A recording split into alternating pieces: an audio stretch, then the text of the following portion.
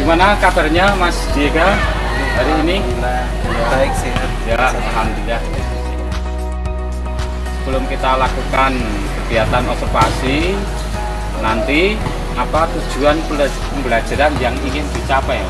Baik, secara khusus saya membuat dua tujuan yang akan saya capai dalam pembelajaran ini. Yang pertama itu adalah peserta didik itu dapat memahami teori-teori masuknya agama Islam ke Nusantara.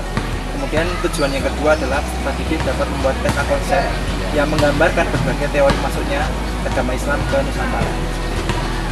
Ini kalau zaman saya dulu masuk sejarah. Iya, ya, IPS sejarah. ini masuk ke lingkup sejarah Sejarah Islam. Sejarah Islam. Baik, terima kasih. Itu tujuan. Kemudian area pengembangan yang ingin dicapai nanti apa ya? Nah, ini area pengembangan yang tidak dicapai itu sesuai dengan PMM yang saya tulis, Bapak. Oh iya. Jadi intinya adalah guru itu menyampaikan materi secara sistematis, kemudian terstruktur dan logis. Nah, tujuannya itu adalah supaya siswa itu dapat memahami secara urut dan runtut. Nah, karena sejarah itu berkaitan dengan periodisasi, Bapak. Iya. Jadi kalau tidak urut secara periodisasinya, nanti siswa itu dapat bingung. Nah, maka saya jelaskan secara runtut, sistematis, dan logis supaya siswa itu nantinya dapat memahami teori dan isi dari yang saya sampaikan. Ya, luar biasa. Jadi area pengembangannya adalah untuk dalam target yang ingin dicapai itu guru bisa menjelaskan secara terstruktur dan logis ya. Iya. Instruksi pembelajaran ya? Iya, instruksi pembelajaran. Oh iya, baik, instruksi pembelajaran. Oke, kita lanjutkan. Nah, dari area pengembangan yang sudah disampaikan tadi, tentunya kan membutuhkan strategi untuk mencapai target yang ingin dicapai itu atau perilaku yang dicapai itu.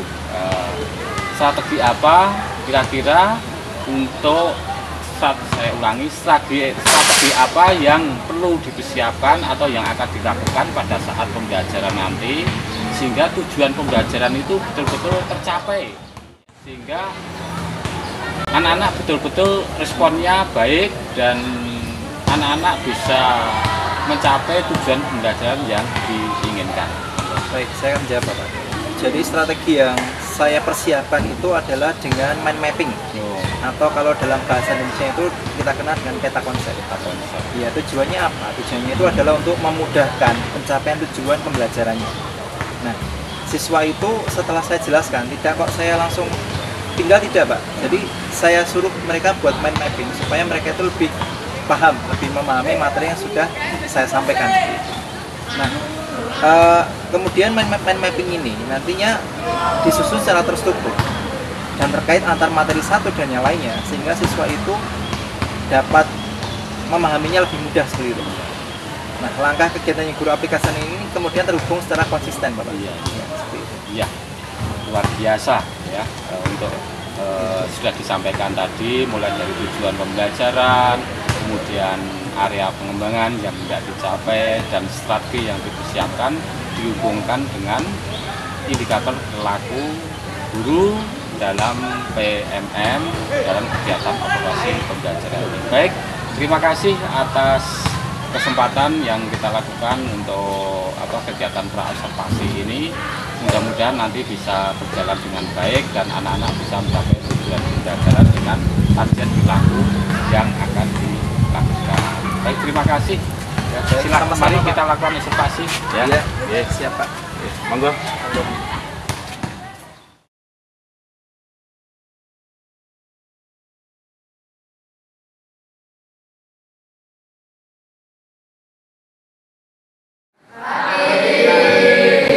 Assalamualaikum warahmatullahi wabarakatuh. Waalaikumsalam warahmatullahi wabarakatuh. Sebelum kita mulai pelajaran, alangkah baiknya kita untuk menyemangati diri kita sendiri ya. Kalau nanti Bapak bilang sama anak-anak bilang pagi, hore, itu ya, sambutannya gitu ya. Selamat pagi anak-anak. Pagi, hore. Yes, di pagi hari ini apakah ada yang tidak masuk? Tidak. Kita yang tidak masuk supaya sehat kembali dan dapat menjadi pelajaran sama. Ya, ini Bapak akan masuk ke materi baru. Namun sebelumnya saya akan mereview materi yang lalu atau mengenai anak-anak ya, tentang materi yang sudah Bapak sampaikan kemarin, yaitu mengenai kerajaan Yehuda. Masih ada ingat anak-anak kerajaan Yehuda? Ya. Kerajaan Yehuda tertua di Indonesia apa anak-anak? Baik. Coba saya mau tanya ke Titis, Raja Pahit yang termasyhur siapa namanya yang terkenal? Hayam Wuruk. Nah, kemudian kita juga di kerajaan Islam akan membahas mengenai teori masuknya agama Islam ke Nusantara ya. Jadi kita hari ini akan membahas tentang atau mengenai teori masuknya agama Islam ke Nusantara. Anak-anak dulu masih ingat ya masuknya agama Hindu-Buddha ke Nusantara ya? Iya. Coba Ranu, apa saja teorinya? Teori masuknya agama Hindu-Buddha ke Nusantara. Teori dari zaman lalu. Terus Malaysia, Dari Waisya, terus Satria, dari Satya, sama Sudra. dari Sudra. Nah, dari Brahmana itu berarti yang menyampaikan agama Hindu-Buddha siapa lah? Kaum Brahmana. Iya. Kalau Waisya? Orang pedagang dari India. Iya. Iya. Nah, ini di materi yang akan kita pelajari hari ini itu juga terdapat mengenai teori-teori bagaimana agama Islam itu kemudian masuk ke Nusantara. Nah, sudah siap anak-anak? Nah, ini adalah wujud akulturasi budaya Buddha dengan Islam. Nah, kemudian selanjutnya, apa tujuan pembelajaran pada hari ini? Tujuannya adalah supaya kita itu mampu memahami teori-teori masuknya Islam ke Nusantara. Yang kedua adalah peserta didik atau siswa itu dapat membuat peta konsep yang menggambarkan berbagai teori masuknya Islam ke Nusantara. Nanti akan kita pelajari dulu ya anak-anak teorinya apa saja. Kemudian nanti anak-anak akan membuat mind mapping ya atau peta konsep. Tujuannya apa? Tujuan mind mapping atau peta konsep ini manfaatnya adalah supaya anak-anak itu nanti lebih mudah untuk memahaminya, lebih mudah untuk memahami bagaimana teori-teori agama Islam itu masuk ke Nusantara. Karena kan sejarah itu erat kaitannya dengan periodisasi. Periodisasi itu ada kaitannya dengan urutan waktu, pengembangan waktu. Nah, nanti dengan adanya main atau peta konsep ini nanti akan memudahkan anak-anak dalam memahami masuknya agama Islam ke Nusantara. Nah, teori masuknya agama Islam ke Nusantara. Coba kita dibaca dari teori apa saja?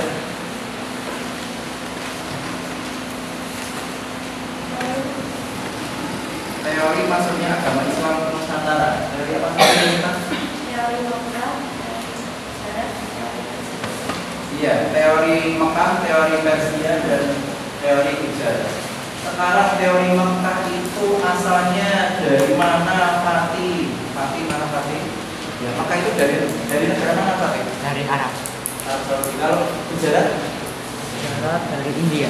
Iya. Kalau Persia? Iran. Iya.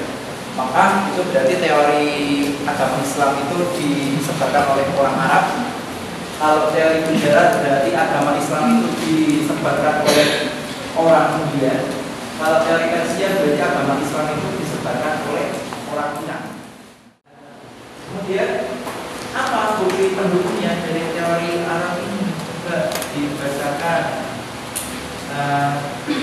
Rio, apa bukti pendukung dari teori Arab ini? Bisa dibaca yang di depan ini, Rio. Bukti pendukung dari teori Arab atau teori Mekah. adanya kesamaan mazhab. Kemudian yang kedua, gelar Malik yang Gelar Malik. berasal dari Arab. iya. Kemudian yang ketiga, Ditemukannya perkampungan Arab. ditemukannya perkampungan Arab. Perkampungan Arabnya itu di mana, anak-anak? Yang tahu siapa? 7 jari yang tahu?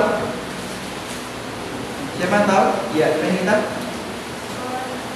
Iya, di Sumatera. Perkampungan Arab ini ada di daerah Sumatera ya, kan? Seperti yang sudah kita lihat. Ada di sebelah barat Sumatera. Ini adalah bukti pendukung dari teori Mekah atau teori Arab. Kemudian next yang selanjutnya adalah apa yang bendera apa ini? India. Bendera India. mengungkapkan teori Gujarat itu. Siapa yang tahu jari? Yo, saya kenal. Yo, ya Ram. Yang mengungkapkan teori Gujarat siapa Ram? Snow Gurgrons. Iya, Snowburgronye. Snowburgronye itu ya ini ya, India ya. Snowburgronye. Nah, Snowburgronye ini bilang ya. Snowburgronye ini bilang kalau agama Islam Nusantara itu mulai masuk ke Nusantara itu abad ke-13 Masehi. Membeli barang, jadi dia dari sini itu membeli barang, tidak membawa barang dari asal dari tapi dia ke sini untuk membawa barang yang berasal dari Indonesia. Kalau Nusantara, bukan kita terkenal dengan rempah. Ada juga komoditas lain yang berupa apa? Emas. Ada lagi apa? Beras. Menjadi bukti yang kuat. Teori apa yang menjadi pilihan atau teori mana yang merupakan teori yang kuat mengenai asal masuknya agama Nusantara? Teori apa?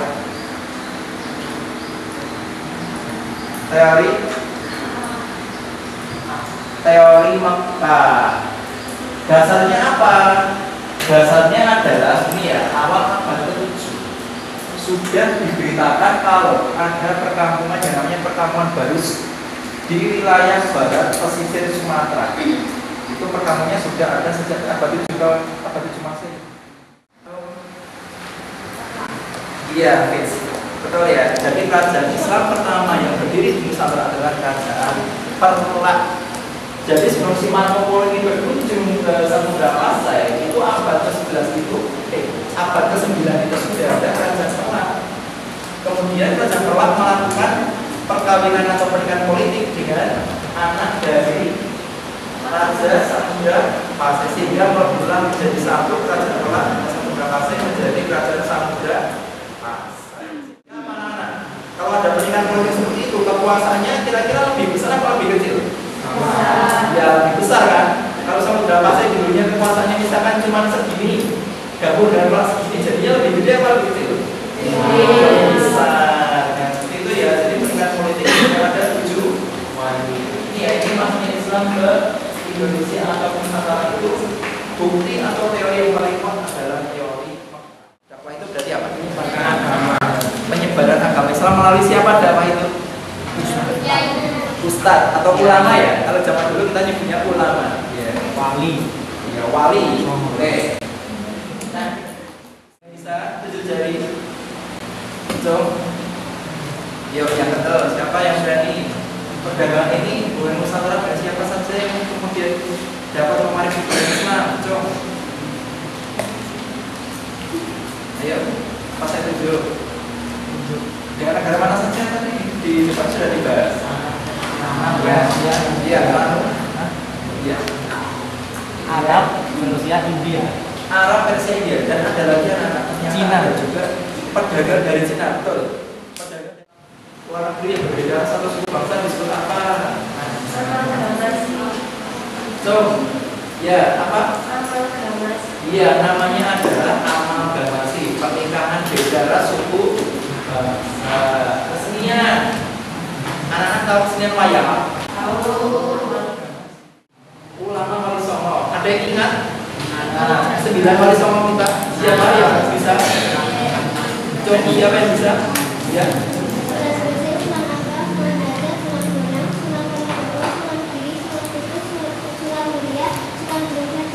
Iya betul. Nah, terus Para aktivitas arus yang disebut sufi hidup mengembara. Dalam gaya hidup yang sederhana, mereka berusaha untuk menghadapi penderitaan hidup masyarakatnya. Mereka memperkenalkan agama dengan budaya yang lain. ya ada. Oh tidak ada ya. Saya kira sudah jelas. Nah, ini tugasnya anak-anak ya. Ini dikerjakan secara individu mengenai membuat peta konsep atau mind mapping yang menggambarkan berbagai teori masuknya Islam Nusantara. Nah, peta konsepnya nanti isinya apa aja Pak? Isinya ada 3. Nama teorinya apa? Kemudian tokoh-tokoh penting yang mengemukakan teori siapa? Yang ketiga adalah bukti-bukti pendukung atau bukti-bukti utama yang menjadi bukti teori itu benar ya. Ya, silakan dikerjakan. Ini contohnya nanti seperti ini. Ini teorinya ini. Isi teorinya dia, buktinya saja.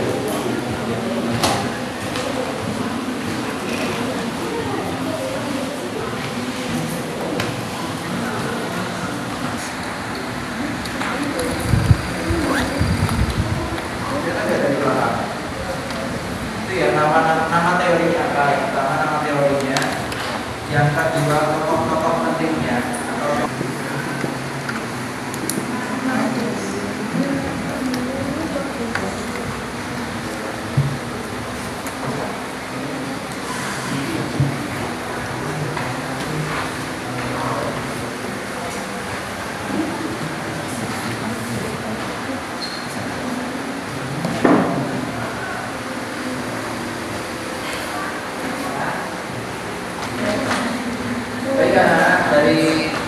baik anak-anak dari AKPD yang sudah Bapak tugaskan kepada kalian semuanya, apakah ada yang mau mempresentasikan ke depan atau sudah selesai? Oh ya, Titis silakan untuk dibacakan ke depan supaya teman-temannya bisa mengarahkan.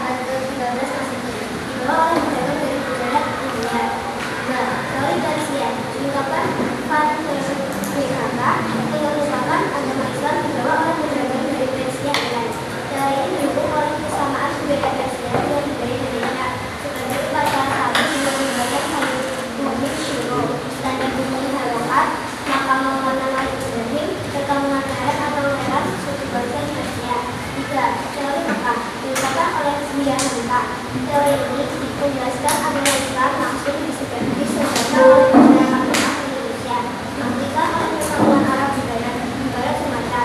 Kerajaan Samudra Pasai menganut aliran mazhab Syafi'i, di mana menganut banyak mazhab ini berasal dari Mekah dan Mesir. Sedangkan Gujarat adalah mazhab Hanafi.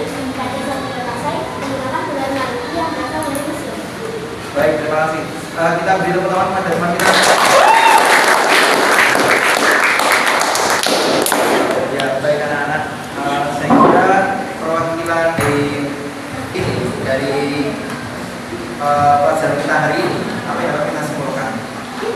Yang ini adalah ternyata agama Islam Nusantara itu tidak serta-merta tahu-tahu ada di Nusantara, tapi ada proses yang panjang, yang menyertainya. Apa saja? Jadi ada hubungan dengan orang-orang dari negara luar negeri. Orang-orang yang dari luar itu kemudian datang ke Nusantara untuk kemudian berinteraksi dengan masyarakat kita. Yang kemudian ada yang berdagang, kemudian ada yang menikah dengan orang lokal, dengan keluarga pribumi yang nantinya kita sebut amal dawasi. Kemudian ada yang dengan cara mengirimkan pendakwahnya, misalkan Wali Songo yang pertama namanya Sunan Gresik itu asalnya dari Persia. Ya, itu kan dari luar negeri anak-anak ya. Beliau dikirimkan memang sengaja dikirimkan ke Nusantara untuk berdakwah. Dan ada banyak sekali saluran-saluran lainnya. Nah, itu membuktikan bahwasanya agama Islam itu masuk ke Nusantara melalui proses yang panjang. Nah, dari sini mungkin sebelum saya tutup, ada yang mau ditanyakan dulu sedikit? Tidak ada yang ditanyakan? Baik, saya kira sudah jelas ya anak-anak. Baiklah, kalau begitu saya Bapak cukup sekian. Terima kasih untuk perhatiannya. Assalamualaikum warahmatullahi wabarakatuh. Assalamualaikum warahmatullahi wabarakatuh. Waalaikumsalam warahmatullahi wabarakatuh. Alhamdulillah Mas Dika, hari ini kita lakukan kegiatan kegiatan pasca observasi untuk observasi sudah kita lakukan tadi ya di kelas 7E ya. Kelas 7E dalam kegiatan pembelajaran IPS, materinya apa tadi, sejarah Islam Nusantara. Islam Nusantara. Baik, agar kita peningkatan kinerja kita selalu meningkat, kita lakukan refleksi, review atau catatan kegiatan percakapan pasca observasi kelas. Nah, baik, untuk kegiatan ini monggo Mas Dega, Pak Dega untuk menyampaikan ya kegiatan refleksi dari kegiatan observasi pembelajaran yang sudah kita lakukan tadi. Monggo. Ya. Baik, saya sampaikan Pak, dalam kegiatan pembelajaran saya tadi sudah runtut, sudah melingkupi urutan guru dalam mengajar ya Pak. Ada Ya. pembukaan, Ya. itu termasuk salam, persepsi, kemudian Ya. ada inti, Ya. kemudian ada juga tugas yang saya suruh siswa untuk mengerjakan karena berkaitan dengan strategi yang akan dicapai dalam MM ini. Kemudian penutup, saya menanyakan siswa apakah yang ditanyakan, jika tidak ada kemudian saya Iya, berarti dan luar biasa. tadi jangan lupa saya refleksikan dulu Pak. Ya, luar biasa. Berarti sudah berjalan dengan lancar ya. Dan anak-anak juga responnya bagus. Ya, tujuan pembelajaran juga bisa tercapai. Mudah-mudahan seperti itu. Nah, untuk selanjutnya saya ingin mengetahui yang sudah tercapai ya, yang sudah tercapai dari kegiatan observasi ini mungkin bisa disampaikan ya. Jadi dalam kegiatan observasi dalam pembelajaran hari ini, target yang sudah dilakukan atau sudah dicapai mungkin bisa disampaikan. Baik, yang sudah tercapai adalah siswa itu mampu untuk membuat mind mapping atau peta konsep. Dan saya tadi lihat satu persatu ternyata mereka sudah memahami Pak, bagaimana cara membuat peta konsep yang bagus. Dan tadi untuk karena waktu kita terbatas ya Pak ya, sangat terbatas, saya tadi hanya meminta untuk satu siswa membacakan ke depan. Dan ketika saya lihat lembarnya itu bentuk mind mappingnya juga sangat bagus. Apalagi dia menambahi dengan warna-warni ya Pak, sehingga menambah motivasi dan minat siswa dalam belajar. Jadi itu merupakan sarana strategi ya. Iya. Sarana strategi untuk mencapai target perilaku. Guru menjelaskan secara terstruktur, logis dan sistematis ya. Jadi untuk memudahkan siswa memahami materi sehingga tujuan pembelajaran bisa tercapai. Dari target perilaku yang sudah disampaikan, tentunya dalam proses pembelajaran tadi ada kekurangan, ada hambatan ya dalam kegiatan pembelajaran ini hubungannya dengan strategi yang ingin dilakukan tadi. Mohon bisa disampaikan. Ya, baik Pak. Ya ini tadi strategi yang saya sampaikan, strategi yang sudah saya sampaikan di awal mengenai mapping. Kemudian kendala yang saya hadapi adalah tentang bagaimana supaya siswa ini tuh hubungan dengan guru itu interaksinya itu lebih interaktif gitu. Nah, kemudian apa cara yang dapat saya lakukan? Cara yang dapat saya lakukan adalah dengan menggunakan komunikasi yang efektif. Nah, bagaimana caranya? Nah, mungkin saya harus melihat dari mimik wajah siswanya, kemudian melihat siswa itu kira-kira apakah mereka itu sedang ngantuk, bosan atau tidak paham. Saya harus memahami. Nah, kemudian kalau misalkan contoh simpel saja, kalau misalnya siswa saya ngantuk ketika saya mengajar, nah, mungkin bisa saya selingi dengan SBD. Iya, itu tadi yang mungkin menjadi sebuah refleksi bagi saya untuk kemudian saya itu tidak terburu-buru dalam menyampaikan materi, tapi juga melihat kesiapan dan bagaimana kondisi siswa yang saya amati. Nah, jadi kalau boleh saya simpulkan, kekurangan dari kegiatan pembelajaran tadi, kegiatan observasi tadi, perlu adanya SBIDing ya SBIDing. Jadi untuk lebih memfokuskan anak-anak. Nah, sekiranya tadi ya sudah disampaikan. Selanjutnya boleh ya saya menyimpulkan hasil pengamatan saya dari kegiatan pembelajaran SPT tadi. Satu, pada prinsipnya Pak Diga sudah luar biasa ya menyampaikan kegiatan pembelajaran. Jadi secara langkahnya sudah dilalui dengan baik, kemudian komunikasi dengan anak juga baik, dan dari untuk mengetahui masing-masing anak ya, untuk mengetahui seberapa jauh anak itu bisa menjawab, bisa menguasai materi itu sudah dilakukan dengan pertanyaan ke anak satu persatu, tidak menjawab kur bersama-sama. Nah, ini kelebihan dari Pak Diga, sudah bagus, luar biasa ya. Kemudian hanya ada catatan yang mungkin nanti bisa ditingkatkan ke depannya. Itu satu tadi SBK tadi ya. Yang kedua, kegiatan review kesimpulan dari anak itu sejauh mungkin kita menggali. Jadi bukan kita yang mendahului. Tadi kan menyampaikan di akhir penutup itu kan Pak Diga yang menyampaikan. Anak-anak kesimpulannya seperti ini dari materi ini. Harusnya sebelum kita sampaikan, kita menggali dulu seberapa jauh ya penguasaan materi dari anak. Jadi bisa kita pertanyakan secara acak ya ke anak, atau berdasarkan huruf aksen, atau berdasarkan nama dari pojok, kanan, kiri, tengah dan sebagainya, sehingga anak-anak betul diketahui seberapa jauh untuk membuktikan kalau anak-anak itu tujuan pembelajarnya bisa tercapai. Jadi sekali lagi di akhir penutup untuk kesimpulan pembelajaran itu didahului dari siswa yang menyampaikan, bukan Pak Diga ya. Kalau Pak Diga nanti ya seperti itu tidak akan diketahui secara real. Jelas anak-anak, jelas.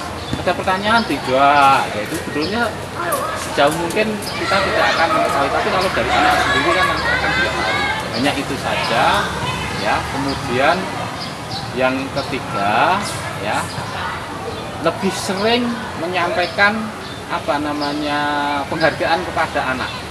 Tadi sudah, tapi hanya sekali saja kepada anak yang sudah menjawab ya, sudah menjawab. Misalkan kita ngasih pertanyaan, itu anak-anak ini aplaus ya, jadi di tepuk tangan anak luar biasa, itu anak-anak akan lebih semangat lagi untuk belajar. Tadi sudah dilakukan hanya sekali saja, tapi kedepannya ya sering lah kepada semua anak. Nanti dikira diskriminasi, kok hanya satu saja yang diberi tepuk tangan, yang lainnya tidak gitu. Jadi lebih sering dilakukan, bukan penghargaan, penguatan, aplaus kepada anak. Itu efek positifnya, anak lebih semangat, lebih fokus. Yang di rumangsa ini rumangsa diwongge ya, meningkatkan semangat. Baik, saya kira itu ya. Kemudian yang terakhir dari ketiga tadi yang saya sampaikan ya, yang pertama itu dari Pak Diga sendiri, yaitu lebih sering SBK. Yang kedua biar kesimpulan dimulai dari anak, bukan dari guru. Yang ketiga, lebih sering memberikan penghargaan, aplaus kepada anak-anak yang mampu bisa menjawab atau menguasai materi yang disampaikan. Rencana tidak lanjut ya untuk meningkatkan dari kinerja ini seperti apa? Ya, rencana tidak lanjut tentu saja akan berkaca dari kekurangan yang saya yang belum saya lakukan tadi, Pak. Terutama dari masukan dari Pak Satiman tadi mengenai 3 hal ini. Yang pertama SBK, kemudian mengenai review kesimpulan di akhir, kemudian menyampaikan penghargaan pada ya, jadi nanti tinggal sering banyak latihan, sering dilakukan, lama-lama nanti akan menjadi suatu kebiasaan ya, kebiasaan. Baik, saya kira itu.